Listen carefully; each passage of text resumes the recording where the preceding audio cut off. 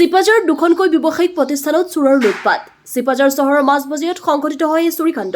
এখন গেলামাল আৰু এখন ৰঙৰ ব্যৱসায়িক প্ৰতিষ্ঠানত কৰে চুৰিকাণ্ড। টিন কাটি প্ৰতিষ্ঠান দুখনৰ ভিতৰত প্ৰৱেশ কৰে চোৰে।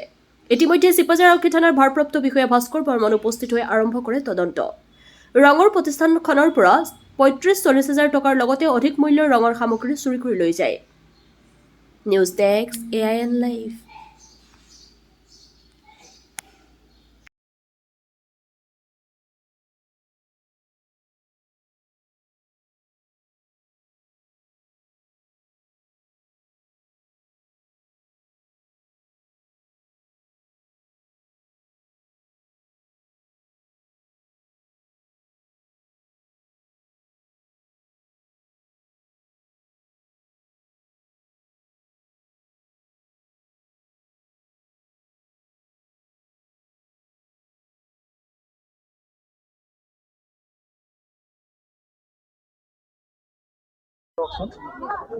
দোকান ৰাতি 9টাত বেছি বন্ধ কৰি ৰাতিপুৱা 8:30 খুলিছো দোকান খুলিয়ে মই দেখা পাইছে চকীখন দেখা বিকি হৈ আছে, কেছকেইটা গোটেই খোলা আছে।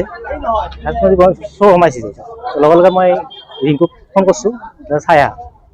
সি আহি পেলাই এইফালে যে চালোঁ, সিফালে তাৰ টিং ভাঙি ইফালে চোৰ সোমাইছে।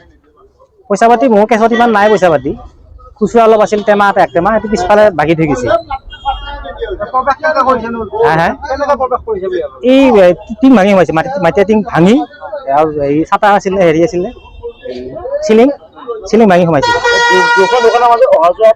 আছে আছে, পিছফালে দৰ্জা আছে। দৰ্জাখন তাৰমানে এডাল সাধাৰণ হুক লগাই থৈ দিওঁ, এখন ঠেলা মাৰিলে খোলা যায়। মোৰ প্ৰতিষ্ঠানৰ বয় বস্তু একো মই এতিয়ালৈ অনুমান পোৱা নাই। বয় বস্তু পইচা পাতি সিমান নাই কেছত। মোৰ খুচুৰা আছিলে এক টেমা, সেই টেমাটো পিছফালে ভাগি থৈ গৈছে। ৰঙৰ দোকানৰ কেছত পইচা আছিল আৰু ৰঙত 35-40 কিবা আছিল তাৰ। 35-40 হাজাৰ তাৰ কিবা আছিল। আৰু ৰঙৰ টেমাও কেইটামান নাই বুলি সদ্যহতে কৈছে, দামী ৰঙৰ টেমা। 35-40 এনেকুৱামান থাকিব লাগে তাৰ। তাৰ চেলৰ পইচা এইগিলা হাজাৰ। যিকোনো খবৰ বিজ্ঞাপনৰ বাবে যোগাযোগ কৰক 7896121996।